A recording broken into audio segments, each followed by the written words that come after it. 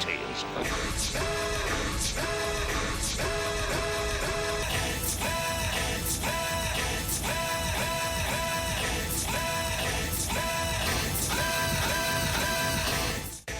I'm Jeremy Greer.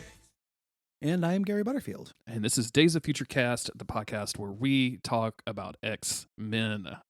This time, we're finishing the Uncanny X-Force run from Rick Remender.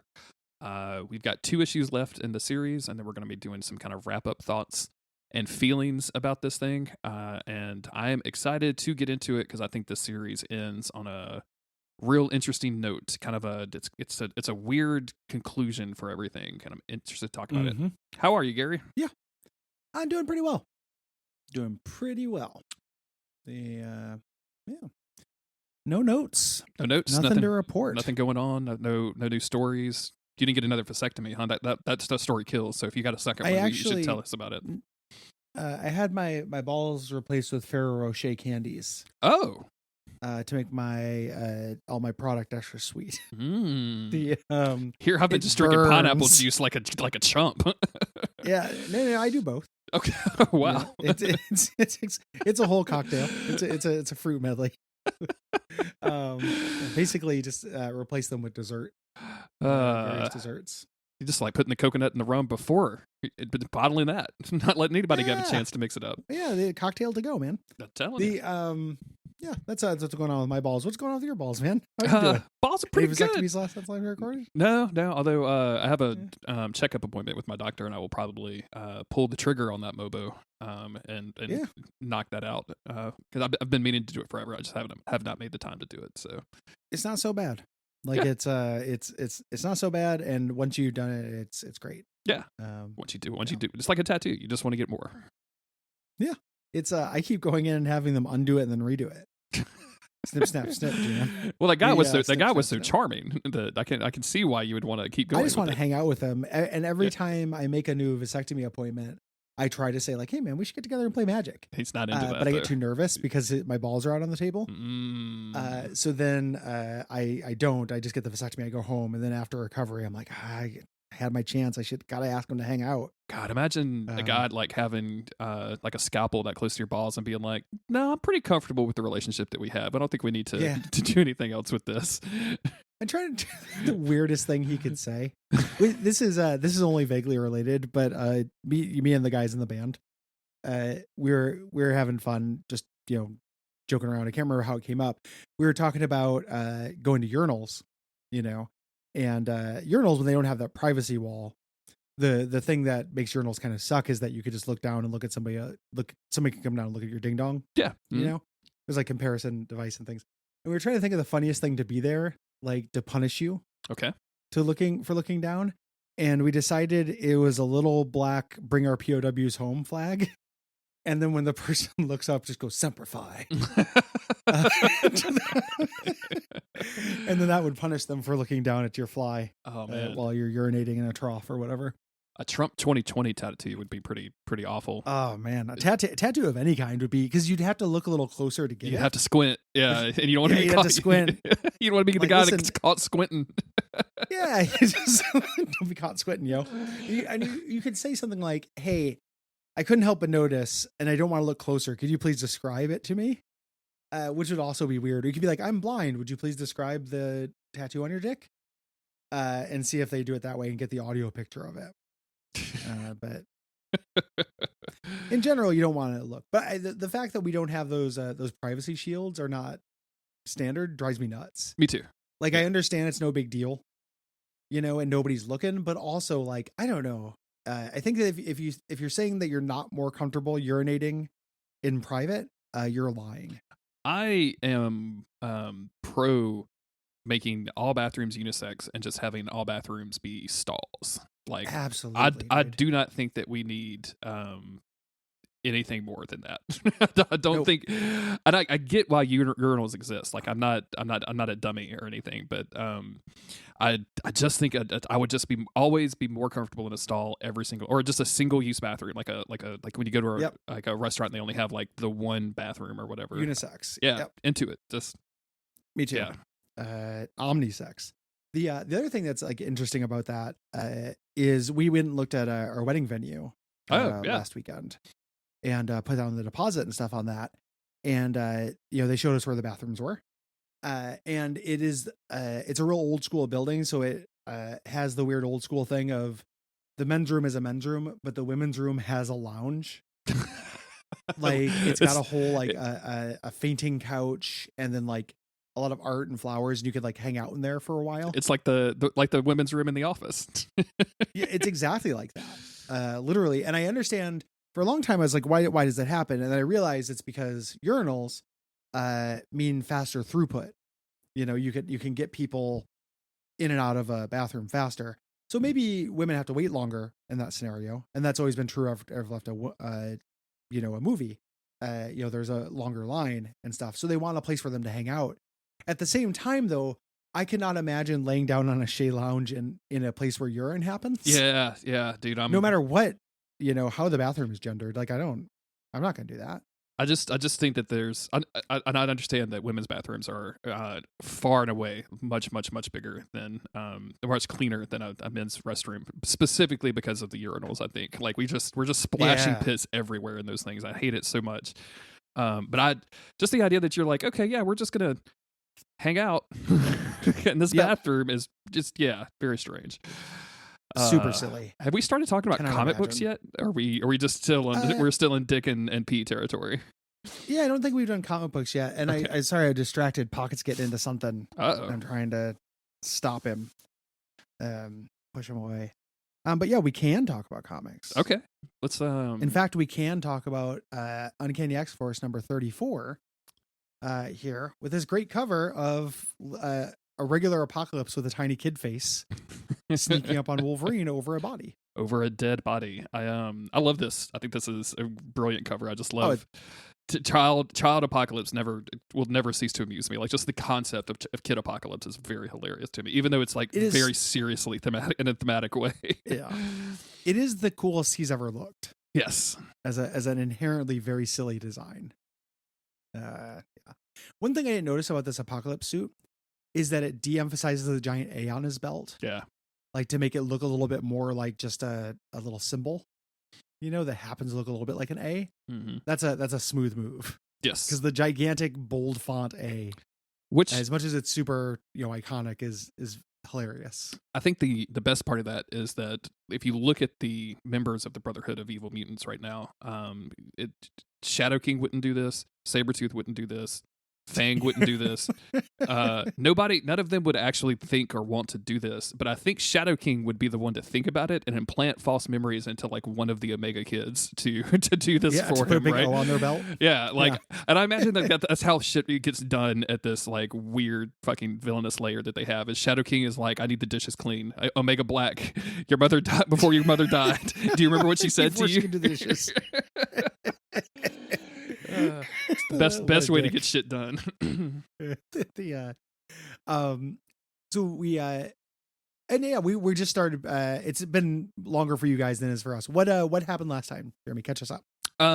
We had a big old fight. Uncanny X-Force has come to rescue Evan, and in the process has killed a bunch of the Brotherhood of Evil Mutants so far. And then at the end, unable to be tempted or to be forced into taking up the Apocalypse powers that he is destined to have, Evan chose to do it himself after realizing that Fang would not stop unless he did so. So he chooses to put on the suit, and it looks like he's mad as hell, and he's not going to take it anymore. So he's about to go the fuck off. Yep. We open up with Fang, who is drowning his father, talking to him, looking at a security monitor and seeing Kid Apocalypse walk through and basically saying like, listen, I told Sabretooth this is all he needed, so he's explaining to Wolverine. So next thing, Shadow King's gonna get his head, things are gonna get bad, we're gonna go kill everyone, all your students, and then your friends, and then we're gonna tell everybody that you did this. You're the villain, Perfect. What a dick. It's important for you to see that I'm the one who broke him. Yes. He put on the armor. It was his choice. Bad people do bad things. It's born into us, no matter how we negotiate with ourselves. Yes. and one of the philosophical like questions that the book is asking. Yeah, especially about Uh, Wolverine, right? Like whether or not he Yep. is actually the hero that he kind of sets himself out to be, because he's murdered a bunch of people. Yep. We switch over to Psylocke, who, when we last left, had sort of lost a battle with the Shadow King, and had awoken in the real world with no memories. And here we see her kind of fleeing from this burning building, and struggling to remember who she is. And then she sees a mental knob, which I bet that plays a little differently in the UK than it does the US, huh, Gary? Yeah, mental bell end. Yeah. She turns the key on this knob, and it all comes flooding back. She had put herself in a state of self-induced amnesia, to basically allow herself to escape to the real world so she could escape from the Shadow King. And then she's immediately confronted by, what is this, Omega Blue? Omega This is black. Omega Mr. Iceman? What is this? Yeah, Omega Mr. Freeze. Mr. Freeze. Holding on to Omega Red Jr. Yeah. Basically. And he's even been manipulated again. He's like, you people did this to my brother. You slaughtered him. She was walking down the hallway with amnesia. She didn't do anything. Yeah. He's like, you're a murderer. He's gonna fight her. He's like, I'm gonna suck out, like, he feeds on psychic energy. This is gonna be important later. Mm-hmm. Or this is Omega White, not Omega Black. Yeah. Fuck. He's just dressed in black. We cut over to Eva and Nightcrawler, and Eva's going to kill him for betraying the team. Yep. This is ridiculous. And he's like, no, I was going to go back and help the team. You don't understand. And she basically says, no more rationalizations. I've been with you enough. I know your patterns. And she predicts where he's going to teleport and stabs him through the chest. Looks like a pretty mortal wound to me. If I'm bleeding from both sides of my body, take me to a hospital. I'm not going to be doing any teleporting. I have a hole in me. Yeah. I have a hole in me. He teleports away, and the skinless man apparently survived all that stabbing from Wolverine earlier, and he is now fleeing from Kid Apocalypse. And he's trying to bargain and saying, like, hey, there's one last thing that I can give you if you spare me, and that's Phantom X's heart. And Phantom X's body is still crucified on the wall. And he grabs the heart and is like, hey, you can just take it, like, and you can fix him. You'll be able to fix him. And it looks for a moment like he's going to, and Skinless Man is just crushes it directly in front of him. Skinless Man has the weirdest fucking sense of humor. Like, I feel like, what was that Xbox game that everybody loved? Fable? Did you ever play Fable? I haven't played Fable, actually. It's a weird. I haven't played any of the Fables. I tried playing the very first one because I'd just like gotten an Xbox when it first came out, and I was like, oh, let's play this game, and it just was filled with the weirdest fucking, like, there was a fart button or something. Like, I just hated like, it was just off-putting. And I feel like Skinless Man wrote Fable is what I guess I'm trying to say. My big Fable memory was I had a buddy who was playing Fable 2. And I went over to his, it was another one of my friend's roommates. So I'd go hang out with my friend Derek. His roommate Rod, who is also my friend, would be there playing it. And every single time he was just watching an animation of him hitting an anvil, like blacksmithing every single time. So weird. For like a month. Every single time I came over, it was just clank, clank, clank. And I'm like, oh, what are you playing? Like Fable 2. And it was always just clank, clank, clank. And I have no idea what actually happens in that game. I just know about clank clank.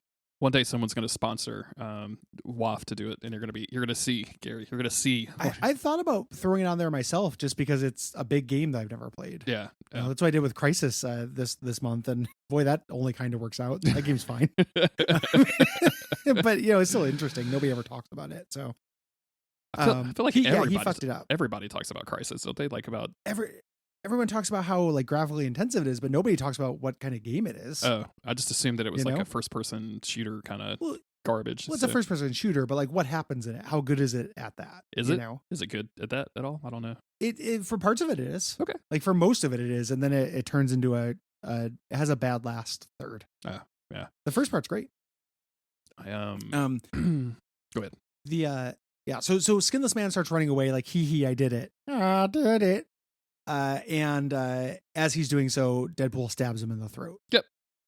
And Evan, who's still in the throes of this like internal conflict from the previous issues, just starts yelling, how can people be this horrible? How can people be this decayed? And like starts shooting his powers everywhere. Deadpool goes flying. He's basically just going to blow this entire building up at this point. Fang, running on top of the building to the helicopter as an escape, is caught in this blast, and as the roof crumbles underneath him, he falls down. And then we see our boy Farouk, who gets confronted by what looks like Omega White, who tells them that he has killed. I don't know any of the genders for the Omega clan. No. They're fake. They're fake brains. They're just made up villains and henchmen for this. It's just very funny. They're not characters. He says, I killed Betsy Braddock. Farouk says, how dare? And then the twist, this is actually not Omega White. It's Omega White being piloted by Psylocke. Yes. And Omega White eats psychic energy. So just devours Shadow King. And then she erases the artificial mind of Omega White. The idea being Shadow King will be trapped in this vegetative state. Dope. That's not going to come back and haunt anybody. Yeah, it seems like a good idea to kill the Shadow King. Every time he comes up, it's pretty bad. But it's the point. Yeah. What do you think Krakoa will do with the Shadow King? I can't remember if he's ever showed up over there yet. I assume he did. I need to catch up with those. Again, I need something that de-interlaces them. I just want to be able to read all, like, the entire story in order across all the titles. Yeah. But yeah. Anywho. We cut over. So she's happy because she didn't kill Shadow King. Yes. She does not want to murder anymore. We cut over to Deadpool giving Wolverine mouth to mouth. Wolverine's face when he realizes what is happening is very, very funny. He vomits. Yeah. He's probably really vomits a little bit. Ingested a whole lot of water when he was in that tub. Of course, he's immediately like, "Where's Evan?" He's like, "Oh, he's gone a bit angry." And he says, "You go find him. I've got some work to do." Basically, Psylocke finds Evan and is like, "Hey, we got to get out of here. Come with me." And he just slaps the shit out of her, and it's revealed that that's not Psylocke. That is Mystique. And she starts begging, like, "Hey, this wasn't any of my idea. This was all his idea."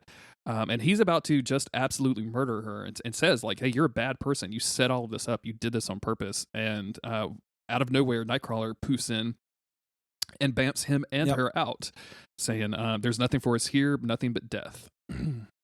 Yep. I got to see where that goes. I don't know where those characters show up. Yeah. Cannot remember. We cut over to Fang. He's crawling. He's like, this is just perfect. The kid went crazy a little bit before scheduled. The skinless man fucked it up. Basically, like, the plan has gone tits up, but it's fine. Yeah. Because it's still going to fuck over the people I want to have fucked up. Fang's like, "Oh, you got out." Wolverine shows up. "Oh, you got out. It's better this way. It's more honest." And he pops claws to fight him. We switch over to Wolverine's monologue, inside his head. Fang is releasing these pheromones to try to calm Wolverine down. He's scared of him, because his plan is gone. He tried to drown him. And we get this fight between them where Fang is going full berserker. Wolverine is trying to stick with his consciousness. Yes. His mind. He cannot go mad. Cannot go berserk. Yeah. And this is intercut with the dialogue that Fang used when they were sitting around just drinking earlier, where he says, do you ever think about what could have been? Do you think about all of this stuff? And so Wolverine is thinking about this as he's like basically murdering his son he does murder him. He slashes him and then drowns him in a puddle. Pretty rough. Yeah. Big parallels with Archangel getting the fantasy of what his life would be like. Mm-hmm. Here's Wolverine thinking about that as well. We're getting to actually see him do camping trips and do father-son stuff. Yeah. Play catch as he's drowning him. Which for me, good riddance. Fuck a Fang. Yeah. We're not. We do not care about this. In fact, this is extremely exciting. Yeah. We're very excited about this. This is great. Yeah. Apocalypse. What an awful character. Evan shows up. And this is the scene that we saw in the last episode of the podcast a few issues ago, where so this is all taking place. Everything we've been talking about takes place in 3 hours. And he comes up and says, "Hey, this is the only way it could have ended. You didn't have a choice but to kill your son." And Sabretooth comes out clapping, saying, "Oh, he absolutely had a choice, and he chose to kill his own son." And this was Sabretooth's plan from the get-go. Like, he knows he can't kill Wolverine. So he just set up this whole situation where he will always, always remember that he had to kill his own son, and it was Sabretooth's fault. Yep. he was manipulating Fang. You know, that's why he's doing the daddy issue stuff with Fang, trying to get him. This whole thing was revenge. Yeah. You know, and Wolverine is still kind of broken, but Kid Apocalypse is like, you're a monster. You deserve to die, and starts beating the shit out of Sabretooth. Yes. There. And Sabretooth says, like, go on, do it. Let him watch. You know, knowing that will just twist the knife on Wolverine. And Wolverine stops him. You know, this is revenge. This is what it gets. You don't want to end up like me. Sabretooth leaves, and when he leaves, he goes, har, har. I know what it got me. I likes it. Har, har, har. He's turned into a Popeye for some reason. It's real funny. In the last episode, I mentioned that the dialogue had some clunky bits for me, and this is exactly what I was thinking about. Was this? Yeah. I don't know what it like. I know what it got me, and I likes it. Like, who talks like that? Har, har. It's okay, sea captain. All right, dude, my dude. Yeah. They go meet up at Eva, where Deadpool and Psylocke are waiting. They lay Wolverine down and like on a table to presumably heal. And Psylocke like walks out, and then she's looking at this whole like fire. She notices she still has her sword on, and then she walks back into the ship. She is notably without her sword, choosing the peaceful life, leaving the sword behind. Yeah. And this whole place, presumably Genosha, it just explodes behind him as they fly away. Yep, they're done, and they won of like a manner. Sure. You know, it's weird. They kind of both won. You know, it's a gray area, like this whole book. Like they were trying to get Kid Apocalypse not to be tempted at all. He was tempted, but he had them there, and he saw it at the end. Yes. You know, the message being like, it's not this power. It's not the super suit or whatever that will corrupt you. It's not the being tempted by vengeance. It's by actually going in. Everyone's tempted. Yeah. You know, it's actually committing to it. And ruins you. And that's the climax of it as as an action plot kind of thing. We're in denouement for the final issue. Mm-hmm. Issue 35. Let's jump into issue 35, which has a very classic cover of just everybody that's been on the team, basically. So we've got Deathlock shooting some guns, Archangel is back, Nightcrawler is there, Phantom X, Deadpool, and Eva, as well as, of course, Psylocke and Wolverine. Wolverine doing one of those fun, jumpy things, which is very funny to me. Yeah. Brings very into quiet, action. like issue. This one. Or what'd you say? I said he was springing into action. So. Oh yeah. We cut over to Wolverine, where he's buried his son. He brought him home to Japan. Just being, you know, if I knew you existed, I would have raised you. You know, I wish that was the case. And yes, very, very sad. And I do think that this like weird, I don't know, knowing that the name is a slur now, like when I was, that they put it on the tombstone. When they put it on the tombstone, I saw that, I was like, I'm just like, anything. I mean, you can put anything you want to on a tombstone. I think. I don't think there's a law against it. No. But yeah. It also is just begging the hand to show up there and resurrect him, right? You know, like you do this in an unmarked grave, my man, or you cremate and keep the ashes in your room. Like this is a big flashing sign saying the hand should come make this guy an assassin. Yes, yeah. Psylocke we cut over. Has gone to Otherworld, where she meets back up with Captain Britain, who is, you know, tells her like, "Hey, you're shut me out of our psychic connection. So do I even want to know what you have been doing?" And she apologizes. Essentially, she never actually says I'm sorry, but she correctly states like how awful this must have been for them. And you know, hey, we disbanded X-Force. I quit. You were absolutely right. Like it must have looked crazy terrible for you to see me and my feelings for Phantom X, knowing that he deserved to be on trial and he deserved to be guilty, which I'm still kind of iffy on that part. But I do like that Captain Britain takes this moment and doesn't like, yeah, you really fucked up. He's just like, yeah, like I found some more information. Like none of this was really your fault. Like I'm sure that since he had multiple brains, he was dealing with multiple brains. I have no idea what was going through that dude's head to try to get him to do this, and I can only imagine how that affected your relationship with him too. So well, and just the idea that like it's very possible that the version of him, you know, the idea here is the version of him that you fell in love with was different than the version that killed the kid. Yeah. You know, he had 3 different brains he was working with, one of which was a Sentinel. He was part of this Weapon Plus thing. Mm-hmm. You know, So it's really not your fault. And she says, oh, you forgive me. And he says, I love you. Nothing will stand between us. And she says, you're really going to regret that when I ask a favor. Do you mind if I store the Shadow King in an apocalypse armor here?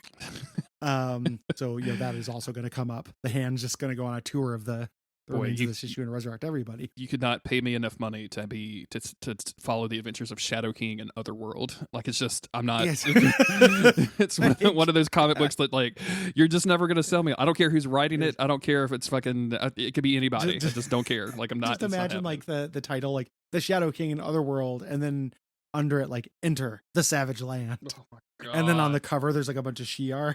It's just all of the worst things about the X-Men all in one. With his weird Shadow King armor, psychic plane armor in the top left corner or something. Like, just absolutely not.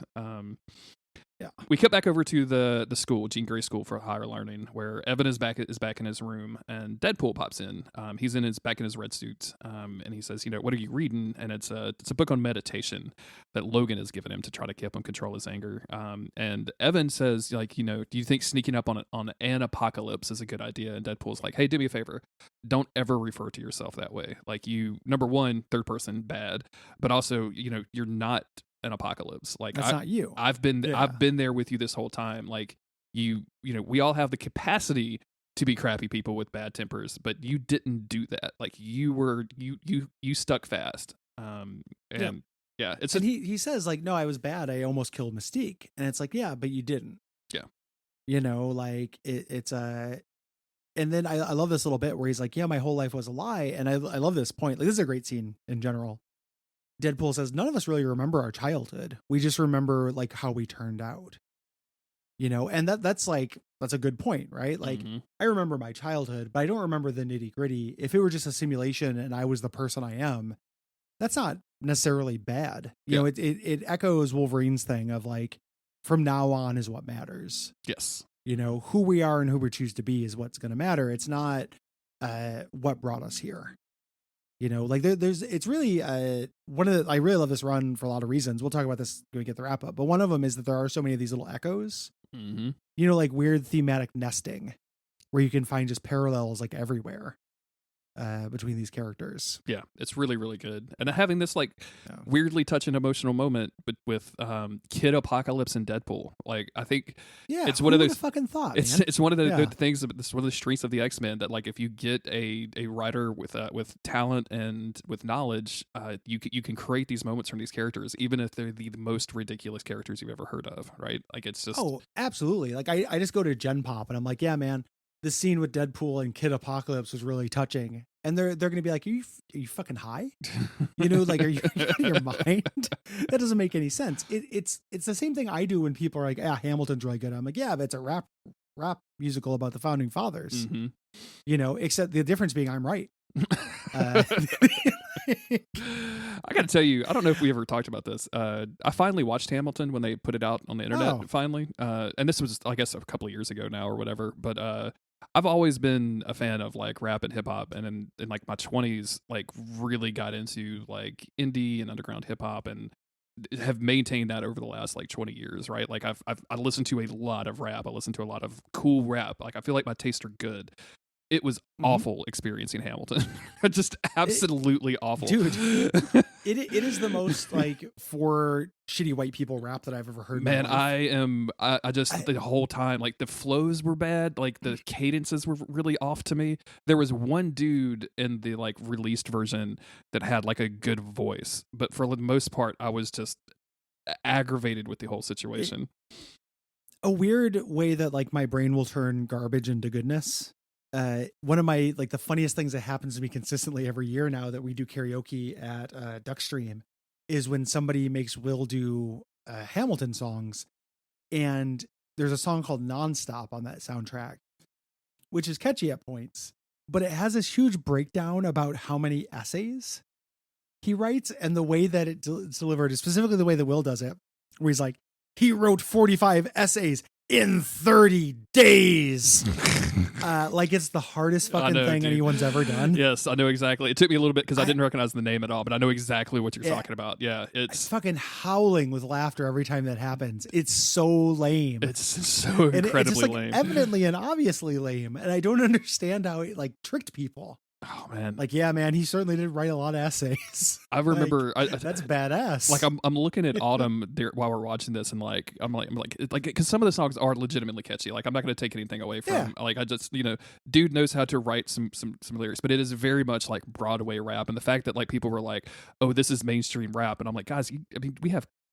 At the time we had Kanye, right? Like you could point to good rapping. Like there's been years of history of just good rapping in the mainstream, like that have done. Do you not realize that De La Soul's stuff has now just come to streaming? Oh my god, dude! Like you can listen to a lot of bands.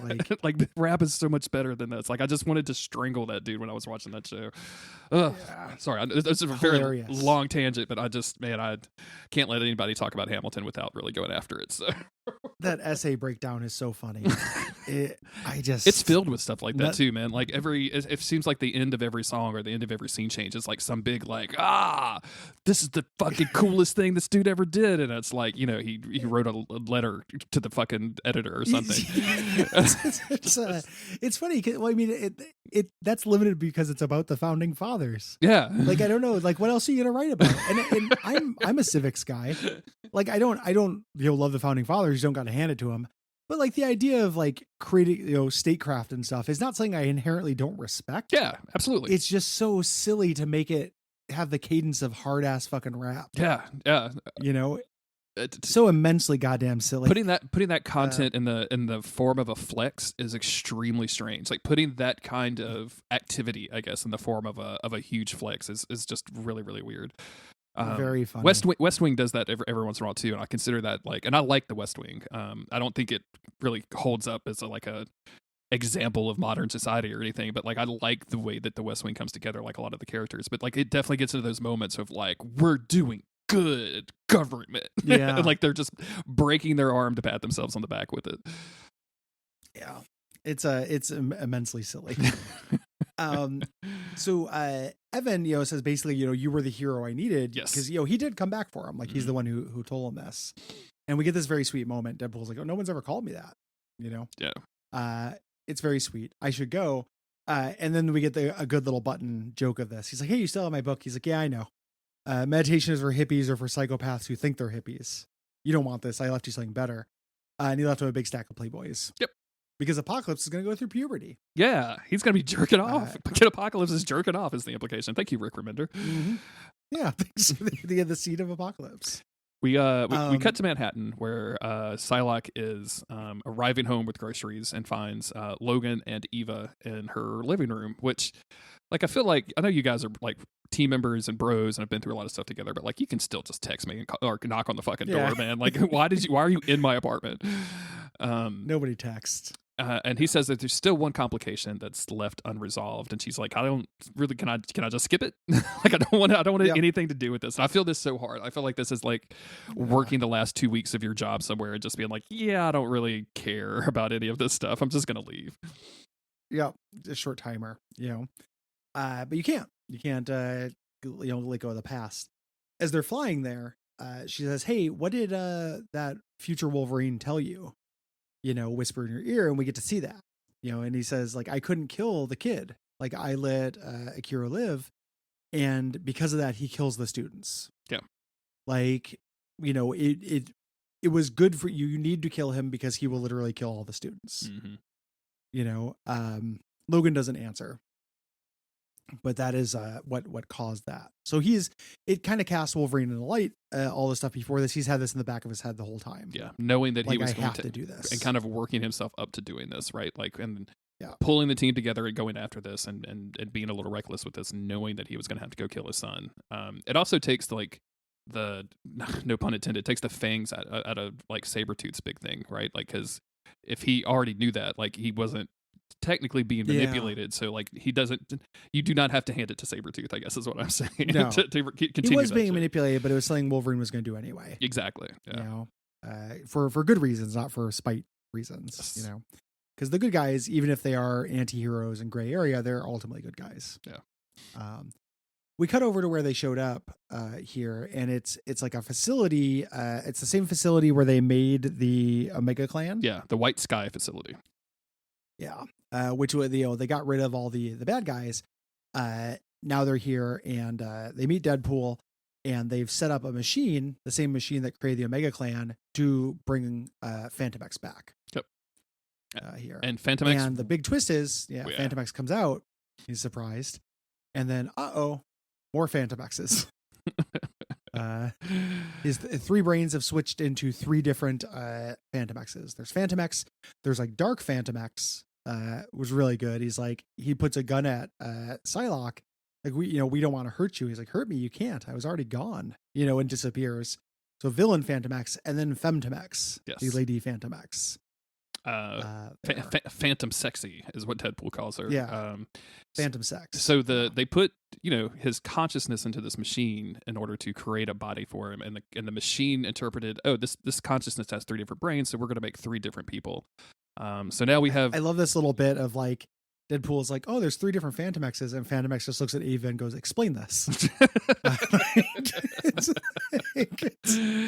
It's really good. I like the idea that like Mutant Hunter Phantom X brain is just out and about. Like I'm curious enough to like try to pursue some of this stuff and see where this goes. I feel like the idea of like woman Phantom X is fine, but also it's just I don't know.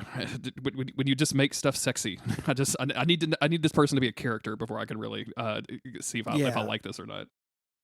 This was a weird period where, for gender representation in Marvel Comics, there were a lot of just like, what if a lady version of the characters. This is in the same like general era as that we got like Miss Sinister, and Girl Actus. Sure. Which is not the name, but like we're getting a lot of that kind of stuff. Yeah. Eva got sexied up, and then we got what's the other one that we hate? Danger Room. I don't think this was around here, but Danger Room is a good example. And I don't like Eva and Danger. I like better than if they just take a existing character and just make a lady version. Yeah. And this is not me being like a Comicsgate guy. Like, a bunch of my favorite characters are ladies. They're just original characters. I think it's a little bit lame to just be like, here's the lady version of. Yes.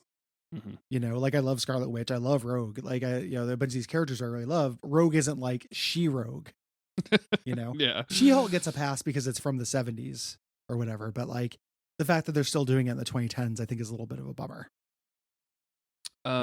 Personally. They all kind of chit chat a little bit, and there's a moment between Deadpool and Phantom X being like, I might have missed you a little bit, and Phantom X responding, I might have missed you too, but I was dead, so I didn't feel anything. And then the whole company parts ways, and unusually, I think Psylocke goes with them, so she goes with both Eva, Jean-Philippe, and the girl Phantom X, who does not have a name yet.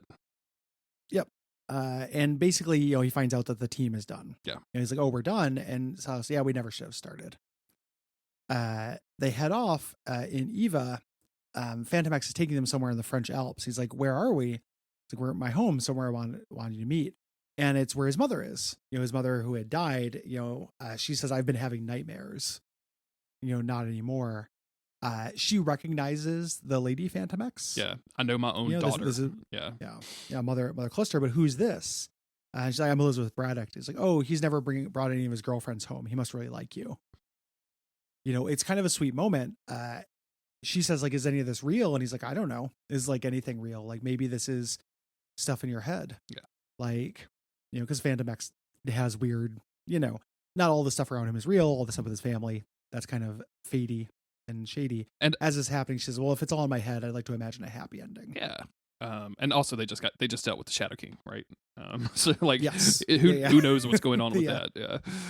And the series ends there. That's pretty much the conclusion.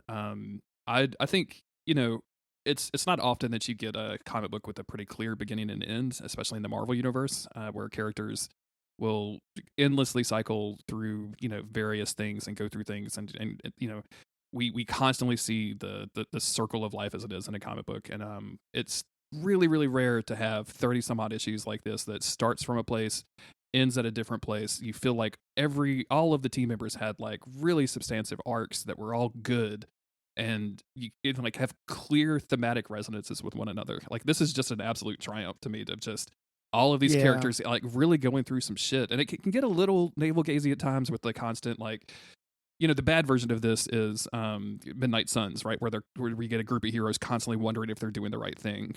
But it didn't get to that point. Like everyone was still pretty clear and like still trying to figure shit out in a really interesting way the entire time.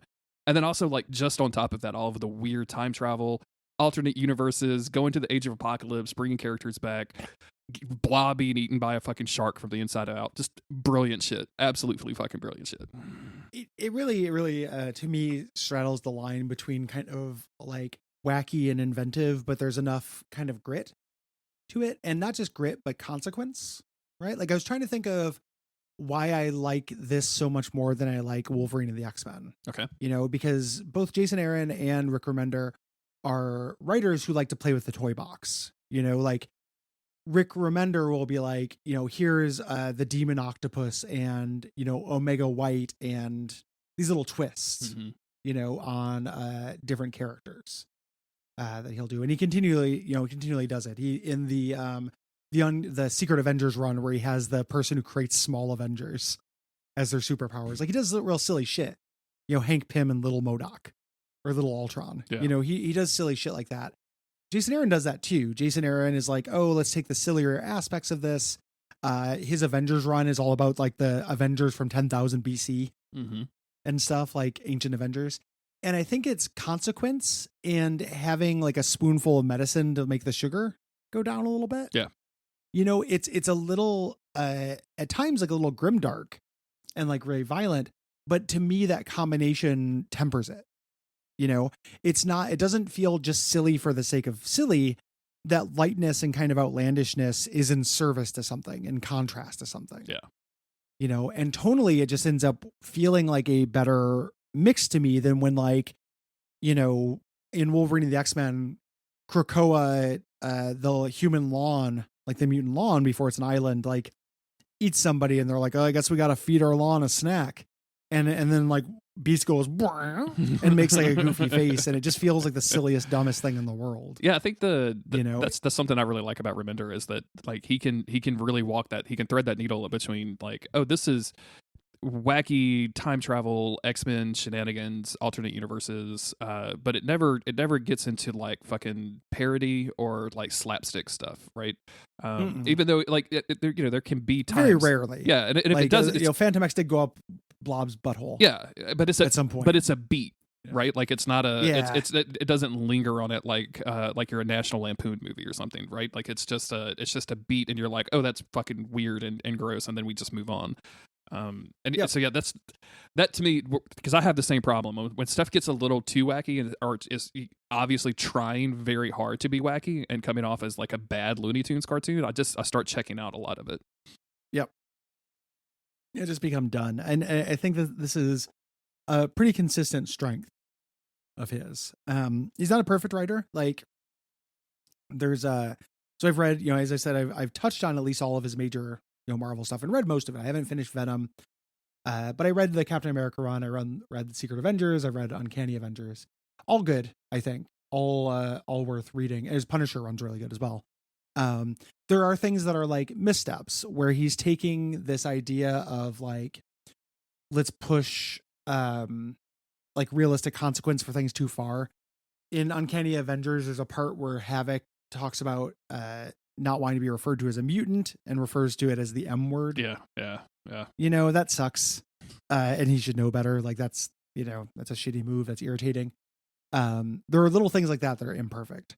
And there are runs where like he gets certain character voices better. He's actually, in an interesting way, I think he's kind of an opposite of, so like Brian Michael Bendis is a writer that can sometimes do really good work, but he's really bad at teams.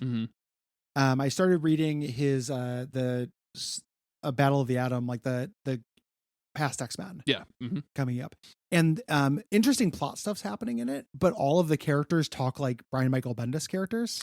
Yeah, like they should be talking like Stan Lee characters. They should be like Gee Whiz kids, but they're all like, that just happened, and now this I like they're all using these quip, like Brian Michael Bendis quips. Yes, and they all have the same voice, and it's irritating. Whereas like if you read Ultimate Spider-Man, it's really good. Like if he's just in one character's voice.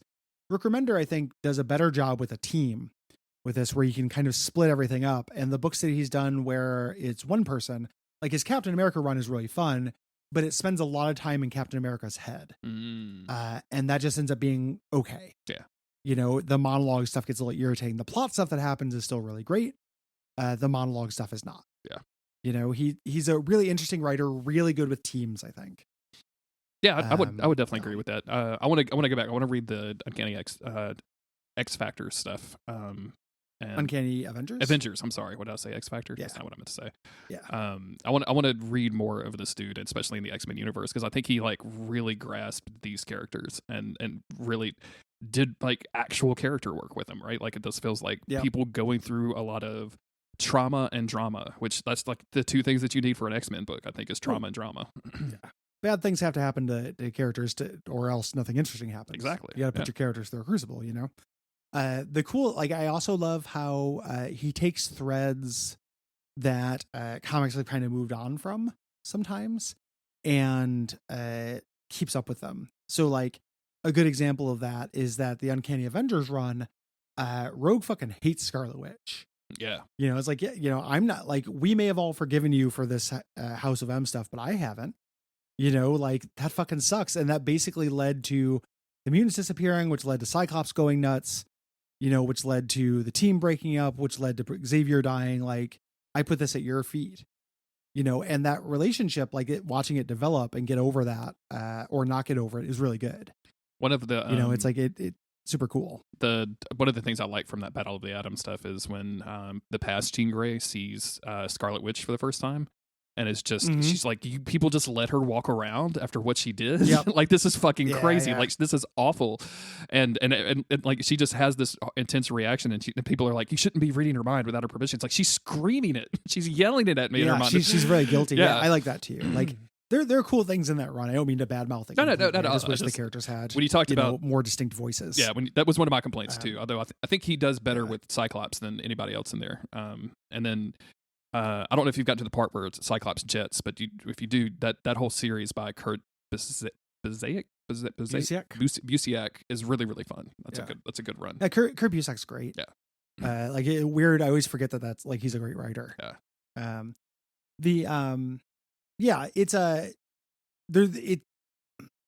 It's cool to have somebody I will put between this and Uncanny Avengers. Like, this dude is in my X-Men canon of like good X-Men writers. Yeah. And we talked about this in the beginning, but it's worth going over again. It is amazing to me that this turned out as good as it did, because the Kyle Yost, Craig and Yost run of X-Force, where it's just the Blade Squad and they're just Grimdark, fucking sucked. Yeah. Them fighting the Purifiers, you know, it was an excuse to stab. Yeah. There.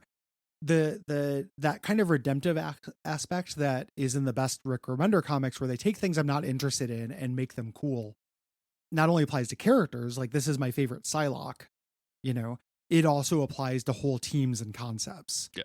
Like the Special Forces X-Men is not interesting to me inherently if they're just going to go stab humanity first guys. Yeah, it needs to. It is interesting to me if they're doing time travel shit. We I think we keep harping on this, but like all of the thematic stuff that the characters are going through while they're like having to do this, like the idea of, it's not an original concept of like, oh, being on a kill squad is, you know, mentally fatiguing and it causes a lot of emotional drama. But it like having the X-Men go through that, like having the inside scoop on Psylocke trying to deal with her relationship with Warren as he turns into something that she doesn't like anymore, and she realizes she doesn't like that about herself anymore. That's all really, really good. It is not stabby at all, but it's happening in the background of all of the stabby, and that makes all the stabby good. Yeah. Just phenomenal stuff. Yes, all the way around. God, I keep concentrating on Angel, or Psylocke is the person who's kind of redeemed by this run to me. This is also the most interesting thing that's happened to Angel since he had his wings cut off. Yeah. Mm-hmm. Like his whole thing in Wolverine and the X-Men, like his new status quo is really interesting. That like comes up in that Battle of the Atom thing where young Angel meets him and he's just like, oh, this is fucked up and weird. I feel so bad for young bad Angel happened. in that run, man. Like when he meets old Angel, he's like, wait, you have healing powers? What the fuck? Like he is just blown. When you have no memory, like what'd you go through? Some stuff. Just some stuff. You know, it's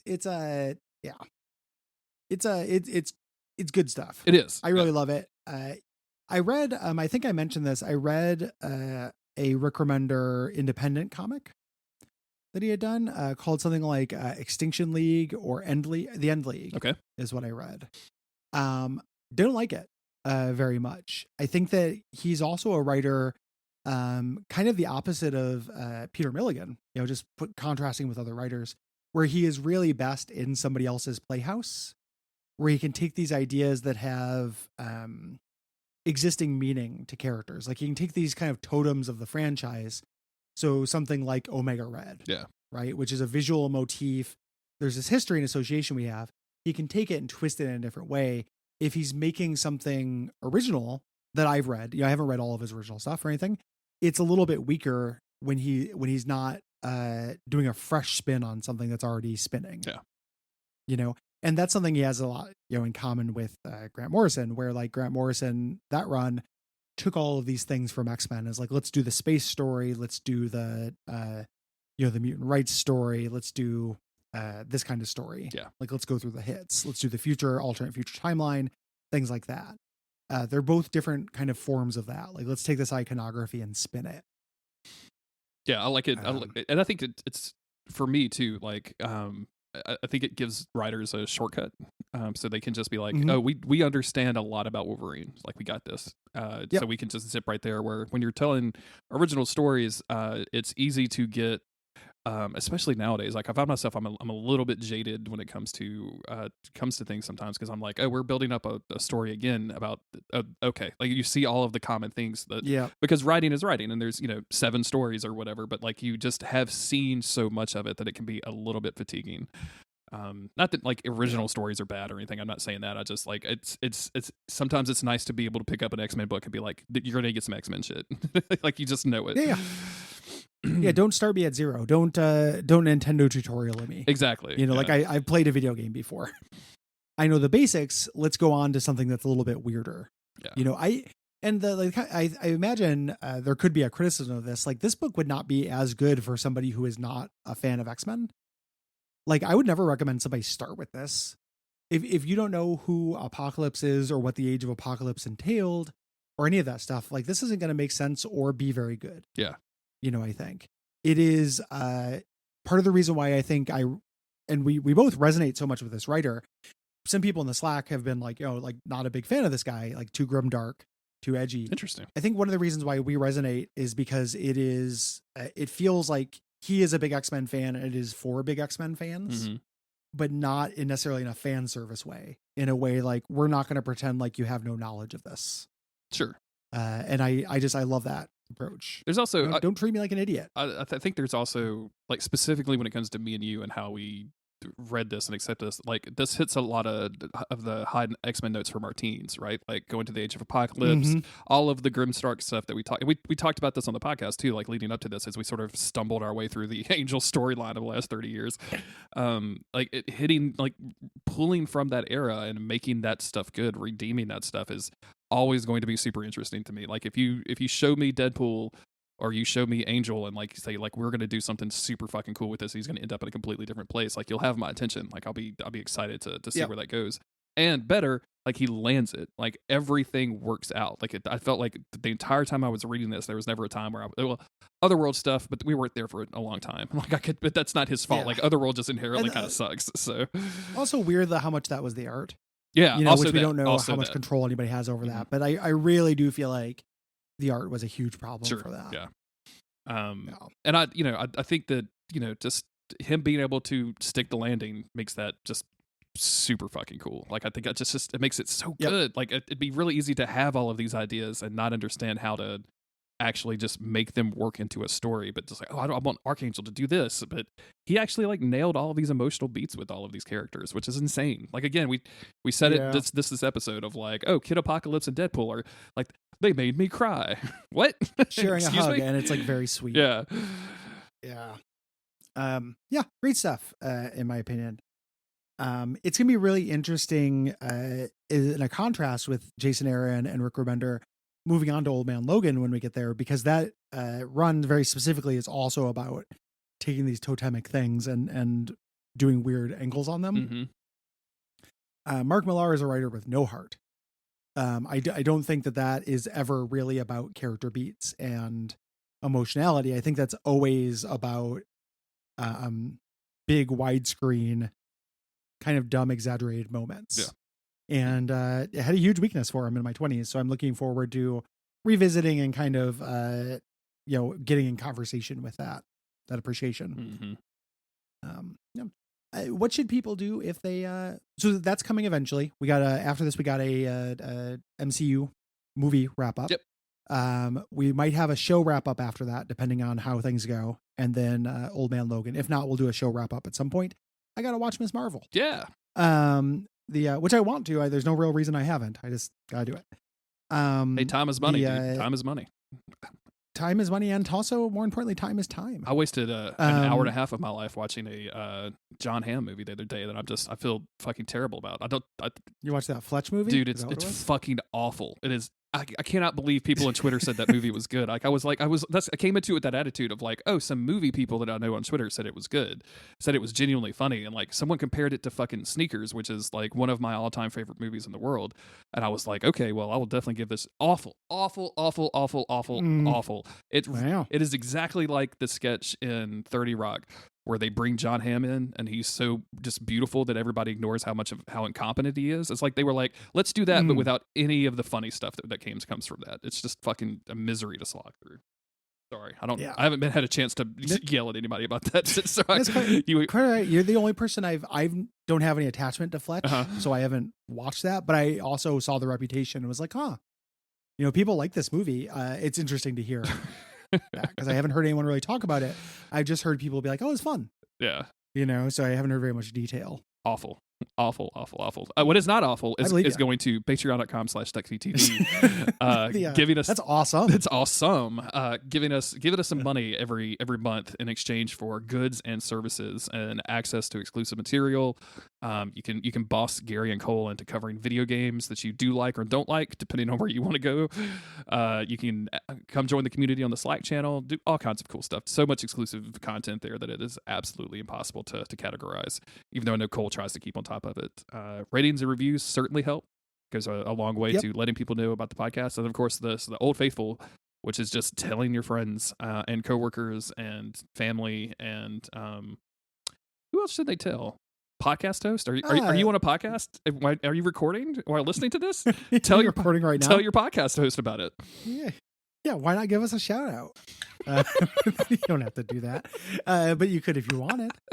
And we will see you in a couple weeks. Yep. Bye, everybody. Bye.